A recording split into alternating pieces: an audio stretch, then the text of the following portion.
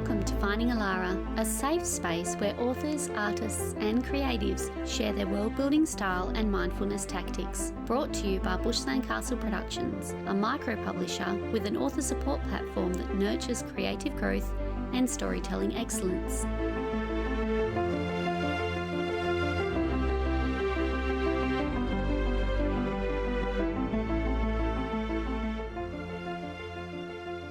Hello and welcome to Season 3, Episode 2, Part 1 of my interview with Cecelia de Gzell. I really enjoyed the chat. It is the first time I'm revealing the Fast Fire questions for Season 3, so I hope that you like them. Cecelia reached out to me for this interview, which was a lovely change. There are so many writers out there, and if you are a creative, don't be shy reaching out to podcast hosts. In general, we love to hear from new people, and even if there isn't a spot available, building connections is valuable. I would like to point out that during this discussion, we broach some potentially triggering subjects, including death and cancer. So if you know that these are subjects that may be a trigger for you, please look after yourself and seek help if needed. Without further ado, here's my chat with Cecelia.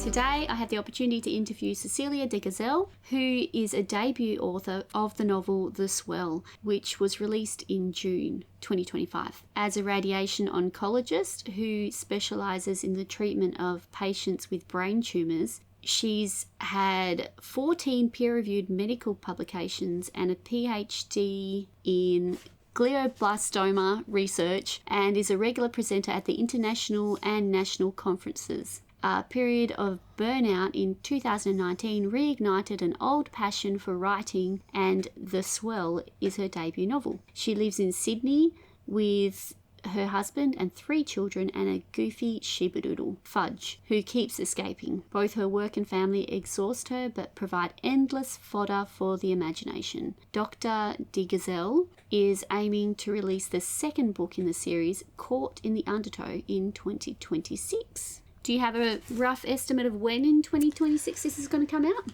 Well, it goes off to my editor next week, so I'm hoping the first half of 2026, depending on how long the edits take, after that big developmental edit at the beginning. How many drafts did you go through for the first story? Oh, gosh, I don't think I can really count anymore. So I wrote the first draft in 6 months, between sort of June and December 2019, and then it's taken till now to get it published. So a lot of iterations and small changes and big changes. But yeah, I can't remember exactly how many anymore. But this time around, I'm hoping it's a lot quicker process. And did you choose to self-publish, or have you taken this through a publisher? So ultimately self-published. And part of the reason it was such a long process was trying to get a traditional publisher. It's such a sort of stop-start experience. You submit it for pitching, and you might go and pitch to someone, and then they're interested and they want your materials, and then it takes a few months before they get back to you, and that sort of process goes up and down a number of times. And so you have these sort of little steps forward, steps backward, steps forward, steps backward. And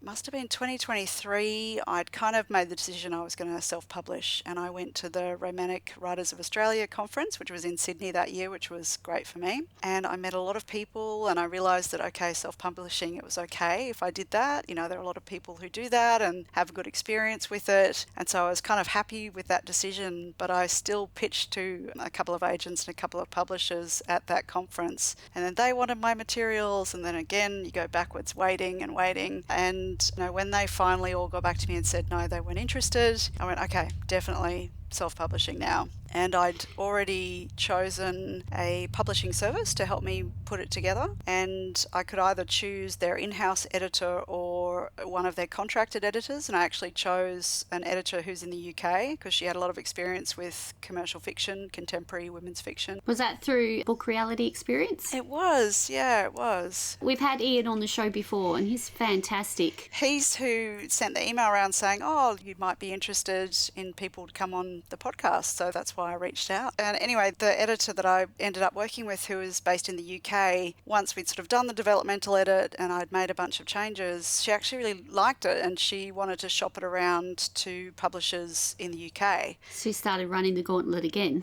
Exactly. And so, in a way, that kind of added a whole extra year to the experience. And then I had a final line in the sand for myself of Christmas last year, because I'd by then finished the first draft of the second book in the series and I'd started the third. And I'm like, if I don't get this out, it kind of becomes irrelevant because time moves too far forward. So I decided, right, that's it. That's the line in the sand. And after that, the process was a lot quicker. Oh, for sure. Self-publishing is definitely a valid option for most authors nowadays. Yeah, I think it's really hard to break into the traditional publishing industry, particularly in Australia, being, a smaller country. And if you don't have a background in copy editing or publishing, it's very hard to get your foot in the door. So tell me a little bit about your creative journey. So have you always been interested in writing? I loved writing as a child, and actually probably till I was about a teenager, I thought I'd be an author. And when I think it was in about year 3, I had a fantastic teacher that year who really inspired me to write, and I actually wrote a couple of little picture books with words and pictures and made them into little books with covers, and she actually placed them in the school library. They had a catalogue number and all of that, and I think that was the beginning of my love of writing. I'd always had a love for reading and have been a big reader, and still that's a huge part of my daily life, but that's kind of where my writing journey started, and it continued throughout high school. But I really took notice of the constant thought that it's very hard to make a living with writing on its own. So once I got sort of in the later years of high school, it was really a fun, enjoyable thing, but not something I was sort of expecting that I'd be able to make a career out of, and so put it to the side. And then,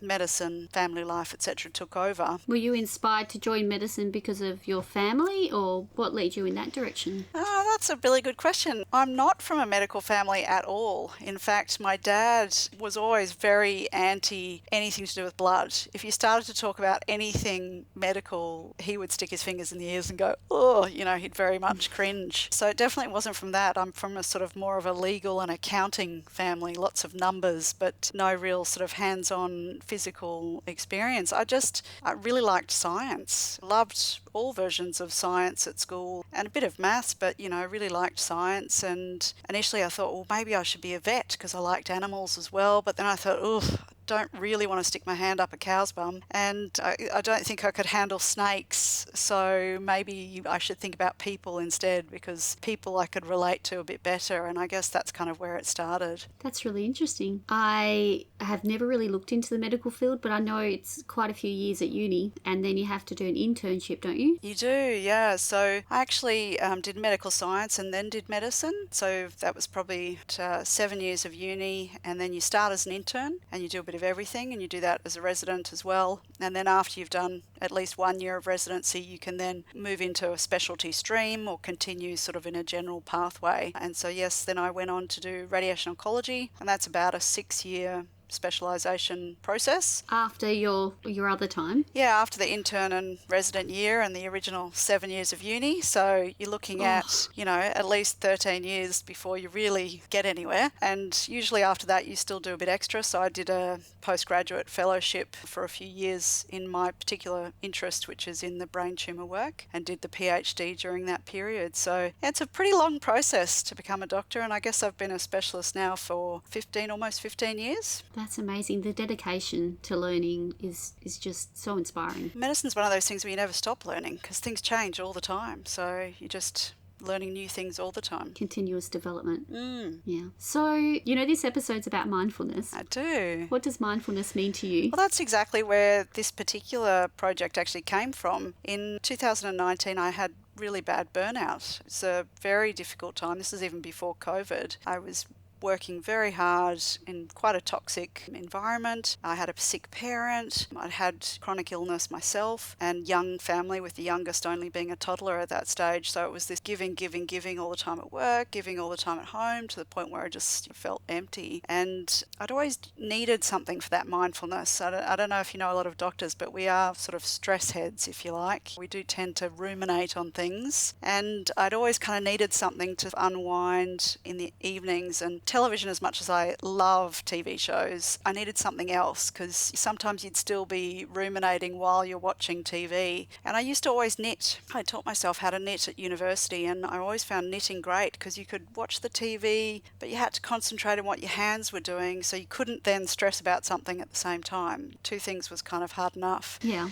And then, because I had this really bad inflammatory arthritis, my hands were really stiff and sore, and I just couldn't use the knitting needles. And so that's when I went back to writing, thinking, okay, maybe I'll do this as a mindfulness exercise just for myself and see where it goes. And that's kind of how the writing came back into my life at that particular point. Have you ever had any relapses, or has the writing helped you carry on through? No, the writing's definitely helped. I mean, we still all get a bit stressed from time to time and ruminate or obsess about things, but being able to think about a whole world of characters that you can then choose how they go and what direction they take and how they respond in certain situations is a really great way to distract from what can be quite a challenging job at a lot of times. Challenging but rewarding? Yes, definitely rewarding, but the thing I find particularly difficult in my particular subspecialty is that a lot of the brain tumours that the patients I look after have are really quite nasty, often with quite short survivals. And so one of the really unpleasant parts of my job is often talking to a patient and their families about end of life and helping them accept that next phase. And so that is emotionally incredibly draining, and every little time that happens, it's another depth to essentially the well of sadness. And when I was a younger doctor, as a registrar, I actually thought it was a skill. I was quite good at being able to have that kind of discussion with families. But the older you get, the more of these discussions, the more patients that you see die. You have your own family members that die, and each one kind of adds on to the next. They don't go away, they continue to add up. And yeah, I think that's a very challenging part of my job, and hence why writing something like the Poppy Mason books is a bit more uplifting, because even though there is dark, traumatic events in this particular book, in this particular series, it's nicely balanced by the love story or the romance, which gives the light to the dark, which is great. It's very entertaining to be able to create a bit of joy. And it's good to know there's always a happy ever after in a romance. That's true. That's true. I mean, it might not always be 100% perfect. I'm not a believer in the sort of Barbie perfect character. The characters are flawed. They don't always make the right decisions, and maybe they think that it's happily ever after, but I don't think in reality anything's completely happy all the time. I think that would be true fantasy. So I do have a bit of realism in my romance. So when you were writing your book, did you create an avatar for your ideal reader? Do you mean actually thinking about a picture, or what do you mean by that? A lot of writers, when they're writing their story, they've got to consider the genre they'd like to put in, where they want it sitting on the shelves, and then they imagine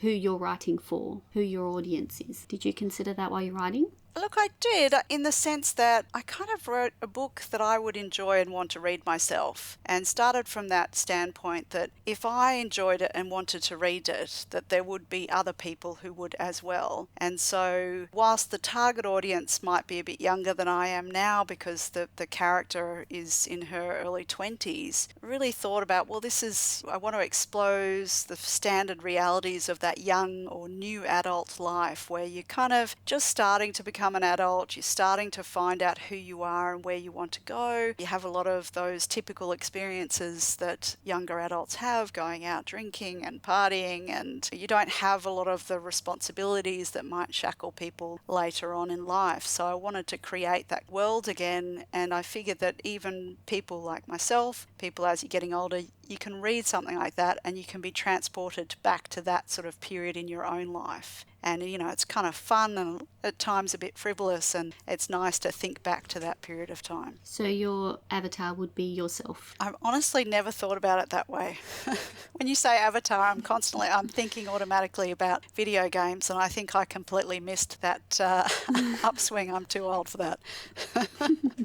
It's the same when you make a podcast. You think of who your ideal listener is going to be. Yeah. So Maybe it's more of a podcast term than a writing term. I'll have to look out for it now. I think now that you've introduced me to it, I'm going to hear it everywhere. Confirmation bias. Yeah, absolutely. So do you have any tips for setting up a good mindful writing habit? My experience is probably going to be different to a lot of other people's in that I'm very time poor and I'm really restricted about when I can write. So my experience is to just get stuff done in a short period of time. And I'm sure that that would not work for a lot of people, because a lot of the time when we think about writing, we think about the creative juices flowing and feeling like you've got that space to try things out, imagine where you might go. And I don't unfortunately get that sort of ability to have long periods of time. So I will often be thinking about things for the writing, but not necessarily writing them down. Or I might, if I have a sudden thought, oh, I was trying to work on this scene and not sure how to get the characters from point A to point B, I might sort of ruminate on it, and then I'll be doing something else and think, well, maybe that might be a vector to get them from one point to the next, and just write myself a note on my phone so that I can come back to that and explore it in a bit more detail in that maybe 2-hour window that I have to write twice a week, which is not very much. So I think my habits are probably not great for other people because I don't get a lot of solid time in big blocks. I work, pretty long hours, and on the days off, I'm often busy with kids and home life and all that kind of stuff. So I often only have 2 to 2.5 hours twice a week where I'm got serious quiet time just myself to actually do some writing. And so I have to make the most of it. And I often have a list of things that I've got to do. And part of that might be I've got to do a social media post or get a post ready or an idea about a post ready as well, which always takes me time because I'm still learning and I have no clue. And I've only just worked out what Canva is like a month ago. So I feel like when I get the time to write, I don't have the luxury to just ponder things. I've just got to get in there and sit down. So my one thing is I don't put music on. I love music and I have music in my stories and I think about where music would fit. But unlike when I used to study for my medicine and exams and things, I don't have music when I'm writing. I'm just writing. That's an interesting perspective. When I'm writing, I like to have music without lyrics. Oh, okay. Instrumental. Yeah, if you play popular music, you just get distracted by what they're saying, and then Totally. It's hard for you to think of what to say. So yeah, I like music without lyrics. Well, that's why I don't. I just have it quiet. So as you were explaining earlier, when you were trying the traditional publishing route and running that gauntlet, how did you deal with some of the rejections that came through and waiting for the next one for such prolonged periods of time between each drink? Yeah, that's a great question. And I think like life in general, we all take it personally, right? Every rejection, every disinterest, review, whatever it is, it's hard not to feel that that's a personal insult in a lot of ways. And it is that roller coaster. And I think recognizing that it's okay to feel a bit down about it, feel a bit like you've taken a step back or a bit of a blow. Maybe just limit how long you can let yourself feel like that before, okay, it's time to get on with the next step. And, I'm lucky that every time that kind of thing happened, my family were there to say, that's okay. I'm sure it's going to work out. It's going to be great. Not once did they doubt that it could go where I want it to, which was obviously at some point to be published. And so I think that there is that natural roller coaster of emotions. Like in every other experience in life, you get a rejection for a job, or you meet someone and then things don't work out, or you might be interested in someone and they're not interested in you. We all sort of have these experiences in life where things don't go the way we want them to. And so that kind of resilience to keep going is part of the process. And there were a number of writers who, when I asked for advice, when I'd meet people, I'm doing all of this, that and the other, is there anything else that I should think about doing? A number of them said the same thing. It's like, well, there are plenty of great writers out there whose books never get published. So the only way if you want it to get published is just to keep going forwards. And I also was lucky that a number of my alpha or beta readers were so invested in the story that I'm like, well, look, I don't think they're completely blowing smoke up my butt. They really like the story, they like the characters, they want to see where it goes, and I kind of had to trust that there is a readership. And the other bit of wisdom that people often impart is, there's a reader for every story, and you just have to find the right people. And so I guess that's what kept me going. And the other thing about each time you're waiting for the next response was I just kept working on the next book. So because I'd always seen it as a series series and kind of had a clear idea of the time points or the specific things that I wanted to explore with these characters over time, I just go back to the second book and keep writing on that while I'm waiting to hear about the first. And that's now what I'll do with the third one, which I've started, is to work on that while the editor's got book 2. So because you've only got such a limited time to actually do your writing, how do you stay motivated to finish the whole project? It's been okay so far. I'm not sure, I'm sure there'll be times when maybe I'll go, oh, I'm tired, but I don't know, because it's so different from my day job, I'm excited to get back to it. Every little squirrel of time that I have to get back to it, I love. It's, as I say, it's joyful for me. It's something that creates joy and gives me that light balance from, at times, the dark in my work in medicine. So I haven't yet felt like, oh, can I see this all the way through? Talking about your work in medicine, you've got 14 peer-reviewed medical publications. Can you tell us a little bit more about those?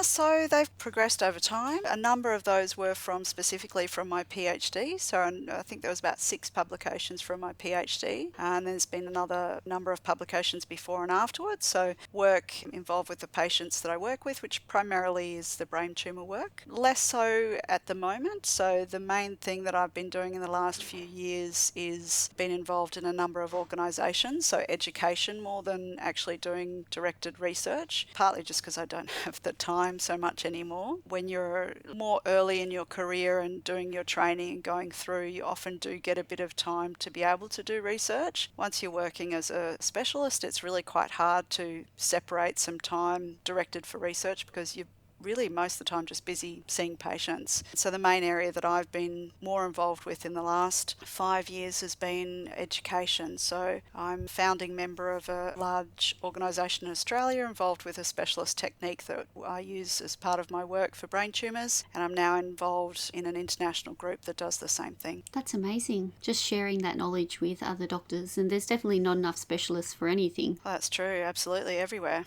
So have you tried other types of creative expression? So you said you did a bit of knitting. Yeah, I like the knitting. I've done it. I taught myself how to sew, although that's hard because to find the time to do a sewing project is even harder, I think, especially because it needs to be done in daylight when you can actually see what you're doing and thread the fine cotton through the needle. That's challenging as we get older. What else? I used to love art at school, so I actually did art for the HSC as well. And so sometimes I'll go back to doing a bit of drawing, but less so these days. But mainly, I don't know, I guess I always like a bit of the creative side. And actually, even in my work, doing the plans, the radiation plans, a lot of that is visual for me. So because I'm looking after brain tumours, I'm looking at MRI scans of the brain all the time. And so marking out where the tumour is, marking out all the normal structures, for me feels visual. It's very much using my visual pathways rather than necessarily the completely analytical side, which a lot of medicine is. So I like that too because it almost feels a bit like art for me, recognising things and pattern recognition of seeing where there's something that's not quite right. That's fantastic. It's good to have different types of creative expression. Definitely. I would do pottery if I could. I always loved that at school, but that's an even harder. You need space and time and dirty, tricky. Are you thinking like throwing pottery with the spinning wheel like on Ghost? I never got to do that. Yes, I'd love to try that one day. No, I did a lot of the sort of handmade pottery where you kind of make your little long snake of clay and then you sort of build it up by hand and smooth it out by hand. But, I would have loved to have done it on the spinning wheel. That would have been lots of fun. Maybe I'll do that when I retire one day. There's a few holiday destinations that do it as a holiday activity. Do they? So maybe you and hubby can go there one time and he can get over your shoulders and, No way would he do that. No way. He'll go off and do photography while I go and do that. His hobby is the photography. Oh, my husband's a bit of a photographer too. Ah. So it's good when he's taking some shots and I have my little journal out and I can write my little stories. Nice. What kind of photography does he like? At the moment, because it changes, at the moment he's got a bit of an obsession with birds. All right. He's trying to catch them in flight with their eyes open, and when we're near water he wants to catch the perfect landing. Oh, wow. I love birds. Yeah. What does your husband want to get the perfect photo of? At the moment, he really likes cityscapes, so people and cityscapes and buildings, and rather than sort of portraiture. But we actually are very lucky to have a number of beautiful birds that come to our place, and he's got some amazing photos of king parrots with wings out or like feeding themselves really close up, quite impressive, but not over water. Oh, that works with our treasure chest, talking about parrots. So we've decided to have the keyword being Flint, as in a parrot name. So that's the linking factor there. Do you want to tell everyone what you're looking at putting into the treasure chest? Well, I would be very happy to put into the treasure chest a tote bag, which has actually a picture of the front cover of my novel, The Swell, on it. And there are a couple of different colours, so you might have to choose, Diana. You might have to choose between black, red, and navy blue. Oh, if there was a green, it'll be no question. I don't have green. We're going to have to go navy blue, I think. Okay, navy blue. I'll have to get one out for you. Fantastic. And Bushland Castle Productions will purchase one of the books to go in the bag. Oh, how amazing. That would be fantastic. So the code word? I'll even throw in a bookmark and a magnet. How about that? There we go. It's like a whole package. Little treasure chest on its own there. So remember, the keyword is Flint, and just go onto the website bushlandcastleproductions.com/treasure chest and get your name in there, and make sure that you say Cecelia was your favourite guest. Thank you, thank you. We're going to pause now to have a word from our sponsor. Hi, how's your story going? For some writers, that question opens the floodgates. For others, the story is still vague. Wherever you are in the journey, Bushland Castle Productions was built for creatives like you. We help writers develop their craft and bring their stories into the world. We're a micro-publisher and author support platform guiding writers through the entire quest, from pitch to prose to publication. At Bushland Castle Productions, we believe something simple. Every creative deserves an environment that encourages growth, and our castle gates are open. Discover more at bushlandcastleproductions.com. We were just talking about trigger warnings, because we were thinking of putting a trigger warning at the start of this episode. So you're saying you've got one in your book. I do, yes. I thought about it, and I think probably should put one in, because there's a number of potentially triggering things that are discussed in the book. So I'm not sure if you want me to list what the trigger warning involves. Go for it. So we'll start with the easy things first. So on page, sexual activity, suicide, medical procedures, trauma. I think those were the main things that I've got in the trigger warning. Did you have to use a template for trigger warning, or did you put it in a prose? I just wrote it. I think I can't reach it where I am, but I think it literally says, after the dedication page, there's a bit about medical hierarchy, but above that, it's the trigger warning, basically saying readers who might be disturbed by any of the following should consider that before starting to read. That's fantastic. I really like books that have the trigger warnings, because it's actually considering your reader. Yeah, and look, you can't always know exactly what might be in the book from the blurb. No. I read a very interesting book recently, but maybe a little bit frustrating, because I actually didn't think the blurb fit with the book very well at all. Maybe that book should have had a trigger warning, but yeah, I think it's definitely a newer thing that's come up in the last 5 or so years, that it's becoming a bit more mainstream to offer maybe just a little out. Yeah, just a bit of a warning before you start reading. Yeah. Yeah. You were saying your book titles are going to be linked by a water theme, was it? So the first book's called The Swell, and the main character, the protagonist throughout the series, is Poppy Mason, and in book 1 she's a medical intern, so she's just finished medical school and she's starting out, and her first term she's working in an emergency department. And I don't know if you've ever been a patient in an emergency department or been there with a family member, but it's... Maybe once or twice. It's pretty frenetic, right? You know, there's bright fluorescent lights, there's no natural light usually, there's a lot of noise, it stinks of bleach, there's people pushing and toing and froing, sometimes there's patients who might be screaming, calling out, or they might be drunk. You know, there's a lot of noise, there's a lot of pace, and so I thought that the pace and the environment in emergency, it kind of builds up as, you know, swells up like a big wave does, and sometimes it can crash back down. So I thought that idea of the swell, the wave that's building up, fit well with the environment that she's working in, and it's also that same emotion for herself. Does she know if she can actually do this kind of work? It's the very first time she's worked as a doctor. It's kind of sink or swim. Can she actually, paddle over that big wave that's about to crash on top of her and make it through to the other side? So will she actually progress as a doctor? And there's also a bit of love life that happens in there too, and there's the swell of a new romance. So I thought that fit very nicely. But one of the other things that happens in the first book is that she learns to surf. So one of the other doctors actually teaches her how to surf. So there's a lot of beaches, and particularly Sydney beaches, in the book, and I then wanted to tie that in for each book. So the second book, Caught in the Undertow, obviously thinking about rips. In Australia we're pretty conscious of rips and how bad they can be. Mm-hmm. And the second book, which happens a year later from the first, is the beginning of 2020 when COVID hits. And so it really is like that riptide. You don't have control. You're being pulled out to sea. Doctors had no idea what to do all around the world with this brand new virus. So I thought that would really fit well. And so each of the books will have a surfing or beach related title that hopefully ties into what's happening in her medical career, but also into a bit of her love life as well. Have you thought of the title for the third one yet? I have. It's not set in stone yet, so I won't share it. No spoilers. One of my kids is not happy with it, but I like it. I think it works. But anyway, we'll see where that one ends up. They got a couple of years to adjust. Maybe. Yeah. So what are your goals and aspirations going forward? Oh, look, at this stage, I would love to just see the swell be able to reach readers. At the moment, it's only been out for almost 2 months now, and so we're still in that early phase, and being independent, that's a really hard challenge of marketing your book without a traditional publisher and their marketing department behind you. So I'm very much in the early stage of learning how to market my book. I guess time will tell if that will become successful or not, but I just want it to connect with readers. The readers who've already read it, who reach out to me and send me a message or send me a picture of them reading the book, that's lovely, and that's been such a rewarding experience of seeing people enjoy the story and connect to it and say, when is book 2 coming out? So that's lovely, but I'd love to be able to see some random person on public transport or at the beach reading it. That would be pretty exciting. Do you take public transport? Sometimes, yeah. The best marketing for your first book is your second book. That's what a lot of people say. So I got to get that one out pretty soon, hey? You do,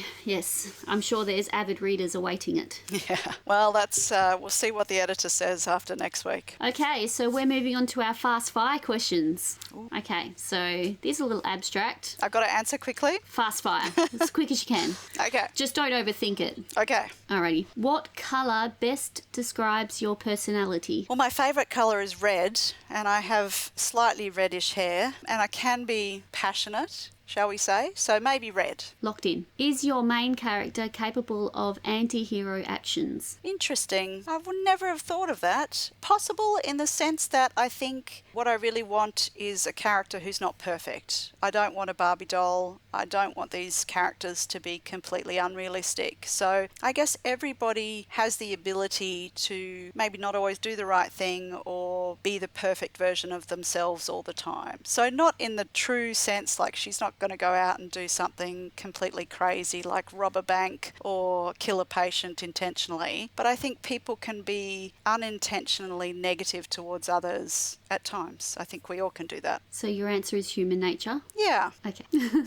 What is your favourite fictional holiday destination? Favourite fictional holiday destination? That's a very interesting question. My problem is a lot of the really interesting fictional destinations that I like are not places I'd want to go for a holiday. What pops into my head is automatically something like, the Fourth Wing and Bagsieth College. I don't think I'd want to go there as a holiday, but geez, it'd be fascinating. I don't know. I mean, everyone wants to go to the beach and lie on a beach with a cocktail in hand, but that's more reality than fantasy. I don't know. I have to have a think about that one. Maybe we can come back. It's a fast fire question. I know, but I can't think that fast on something as esoteric as that.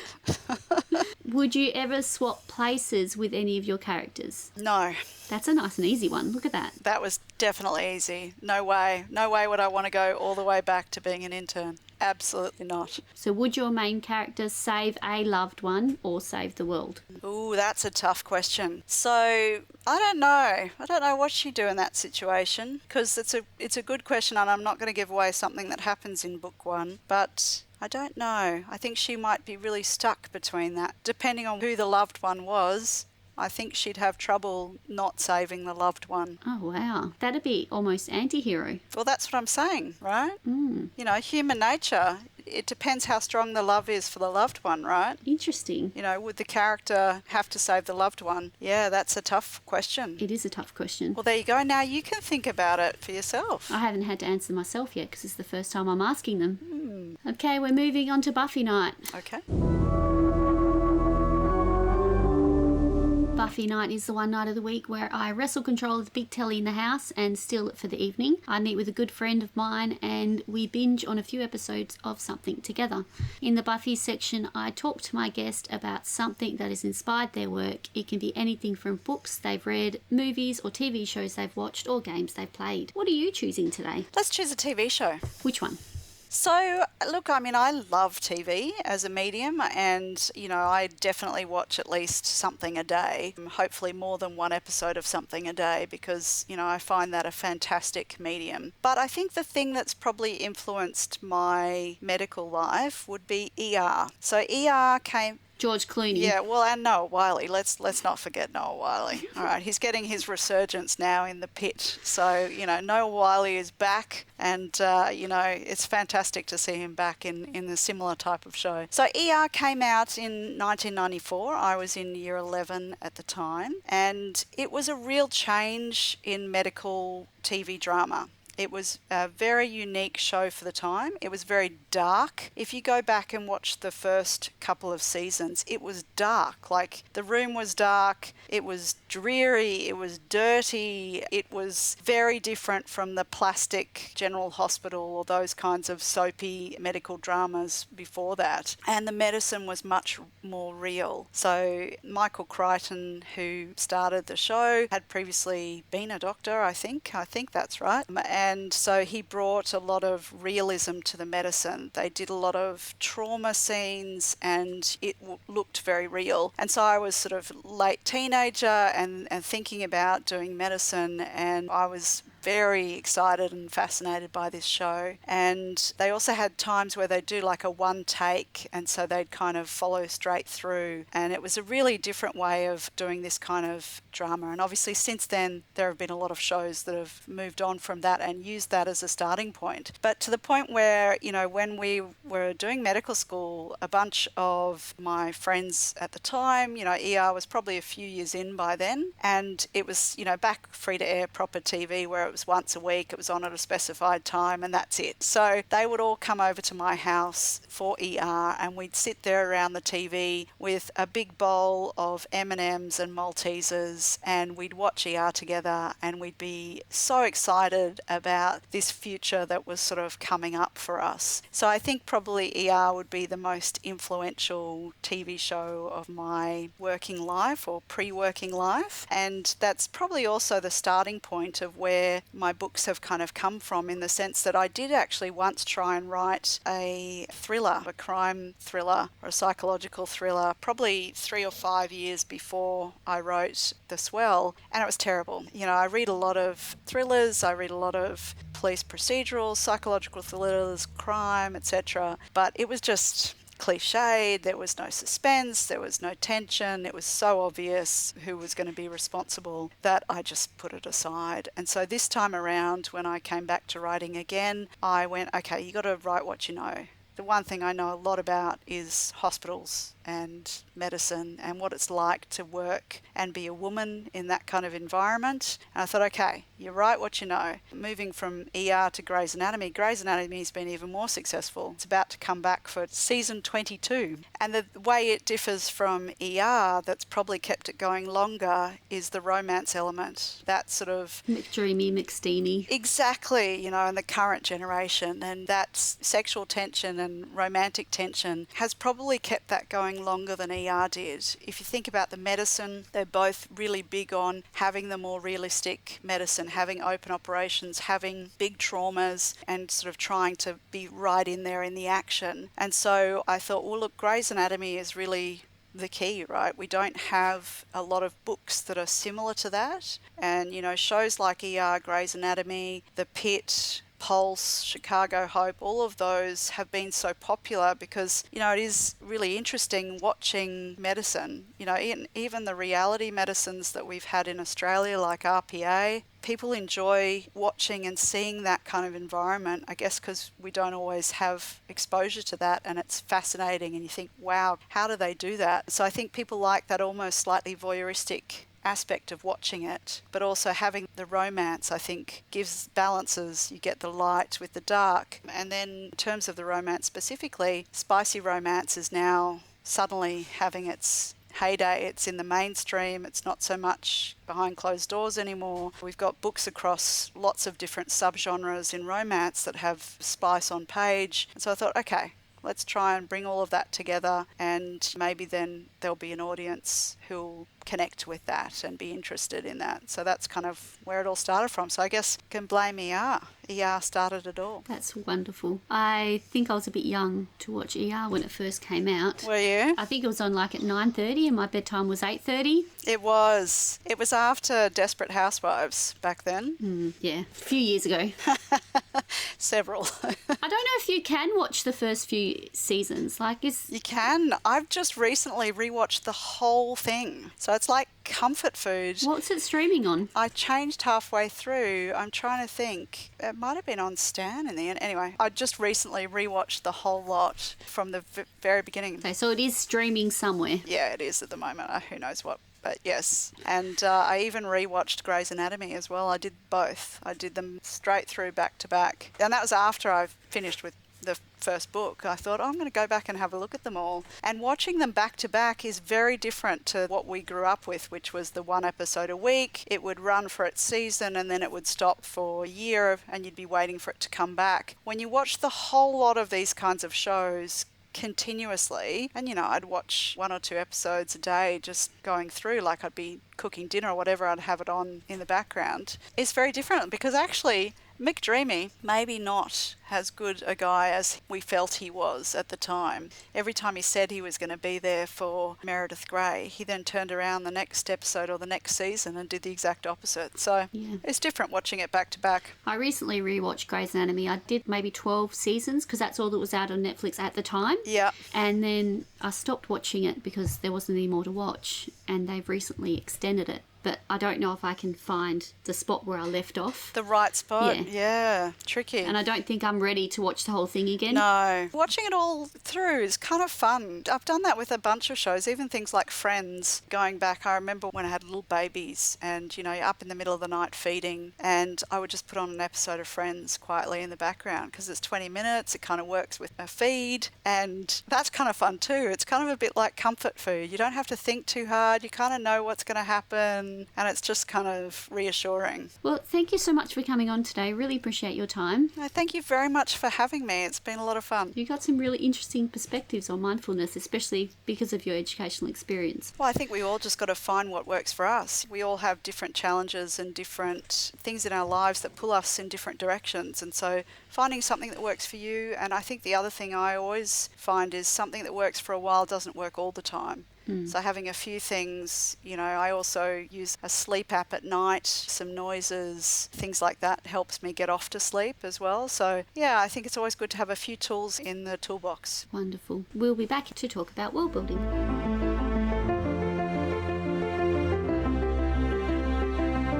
If you would like to carry on the conversation with Cecelia, then she has her own website, cedgazelauthor.com. She is on Instagram and Facebook. All the links are in the show notes. I interviewed Cecelia last year, and since then, her second book, Caught in the Undertow, has been released. It was live on the 10th of March 2026. So if you like what you heard in the interview, there are actually 2 books ready to go. Treasure chest update. For prize number 1, we have a totally awesome tote bag with a bookmark, magnet, and a signed copy of The Swell. For the second prize, we have a Season 3 Finding Alara coffee cup. So that's 2 down, 28 to go. This is going to be a big list by the end of the season, so make sure that you get your name in the draw. Thank you for listening to the show. I really appreciate the support. If you would like to get in touch with myself or the team at Bushland Castle Productions, then all the links are in the show notes, or you can check out the website, bushlandcastleproductions.com. If you would like to know more about the show, its guests, and receive exclusive content, then consider joining the Shadow Lair. Head on over to ko-fi.com/Finding Alara. That's ko-fi.com/Finding Alara, where $5 a month will take you behind the scenes. If you enjoyed listening to Finding Alara, have any questions, or just want to share your world with us, then please get in touch. Until next time, keep up the search for your Alara.